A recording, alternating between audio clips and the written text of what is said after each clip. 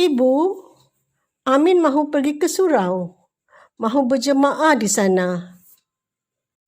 Amin sudah mengambil wuduk? Sudah, Ibu. Hati-hati di jalan ya. Assalamualaikum warahmatullahi wabarakatuh.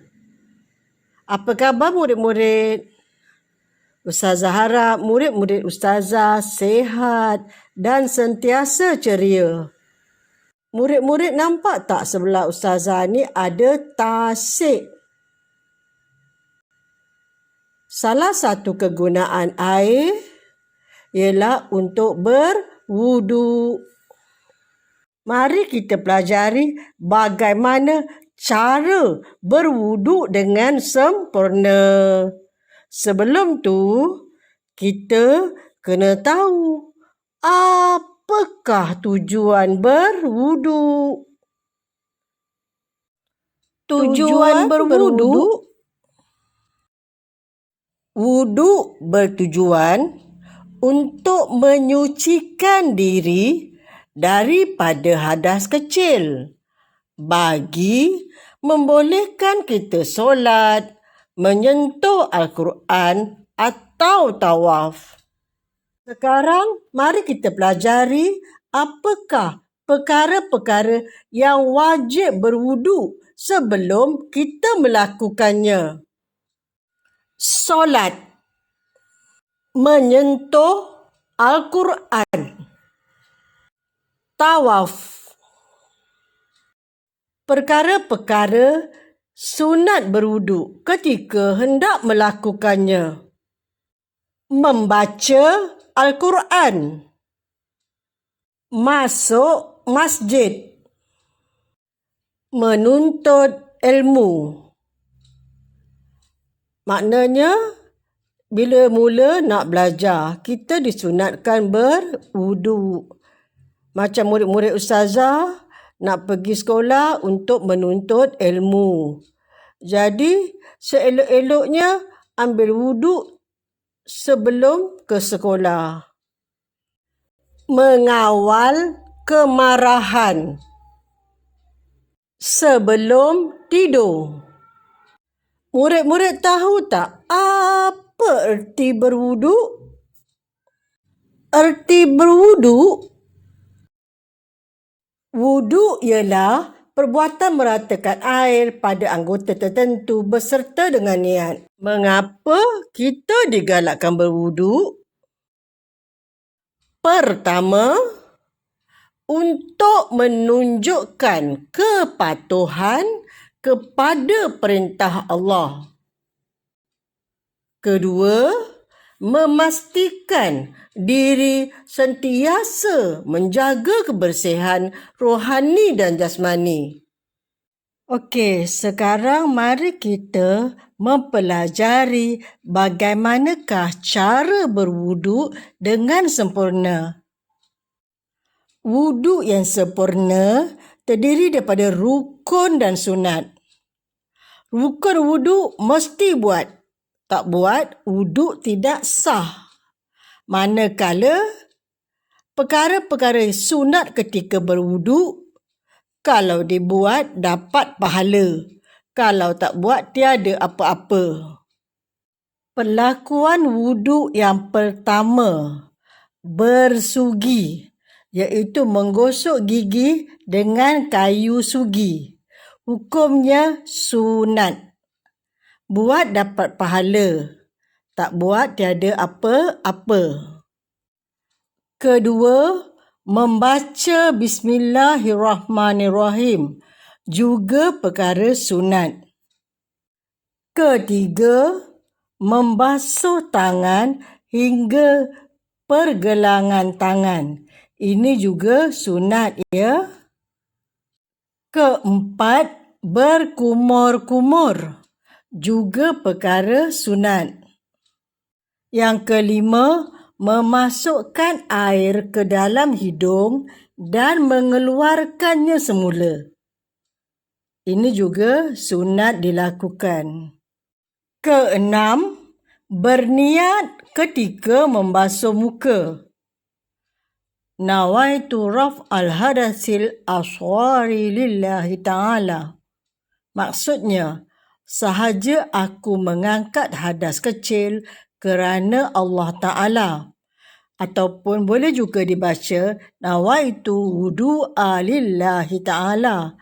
Sahaja aku mengambil wudu kerana Allah Ta'ala. Membaca niat adalah rukun.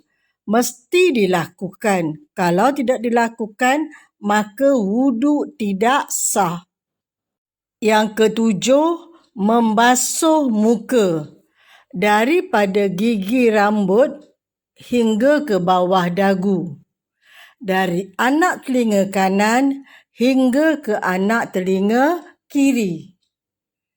Membasuh muka adalah rukun wudu yang kedua.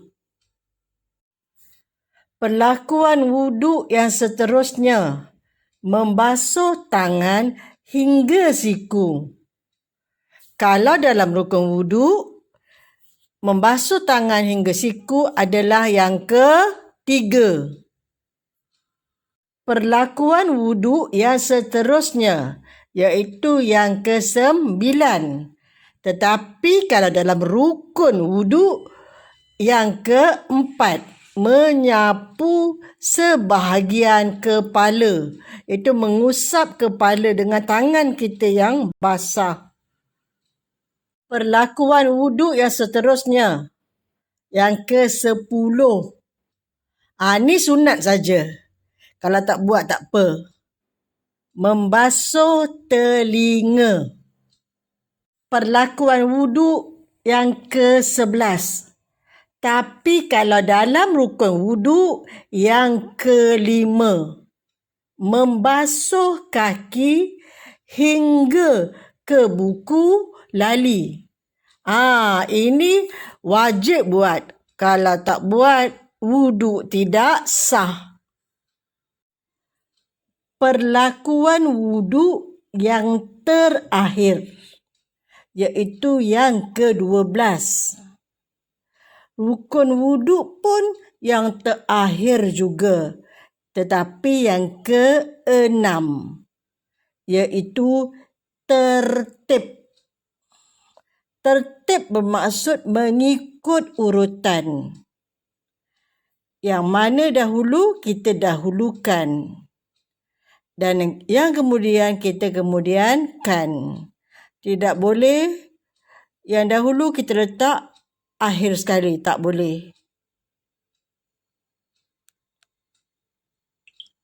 Murid-murid, sekarang mari kita pelajari apakah perkara yang makruh, iaitu perkara yang dilarang ketika berwudu.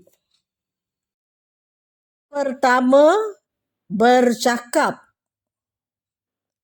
Kedua, berlebihan menggunakan air. Ketiga, mendahulukan anggota kiri. Keempat, meminta orang lain membasuhkan anggota wudu tanpa keuzuran. Sebelum mengakhiri pelajaran, mari kita pelajari apakah perkara yang membatalkan wudu. Pertama, keluar sesuatu dari kubul atau dubur. Sama ada yang cecair ataupun angin. Ataupun yang keras sikit tu. Kedua, tidur yang tidak tetap punggung. Kalau kamu nampak datuk nenek tersandar dekat tepi dinding di masjid-masjid tu, tidur lena, lepas tu bila azan je dia bangun. Terus sembahyang. Itu tidak apa sebab punggung dia elok je terduduk situ. Tidak terangkat. Tapi kalau tidur terlentang, baring, mungkin angin kentut boleh keluar. Okey, yang ketiga, hilang akal seperti mabuk atau pitam. Keempat, bersentuh kulit lelaki dan perempuan yang bukan mahram. Murid-murid tahu tak apa itu bukan mahram? Maksudnya, bila dah dewasa, perempuan dan lelaki itu boleh berkahwin ataupun bernikah. Yang kelima, yang terakhir, menyentuh kubul atau dubur dengan tapak tangan. Okey, murid-murid, rapatkan tapak tangan murid-murid sebelah kanan dengan tapak tangan kiri. Yang tak nampak itulah yang dinamakan tapak tangan. Kalau tersentuh kubul atau dubur, akan membatalkan wuduk. Yang kita nampak tu belakang tapak tangan, kalau tersentuh tidak membatalkan wuduk. Faham kan? Sekian, terima kasih. Assalamualaikum. Semoga kita berjumpa lagi.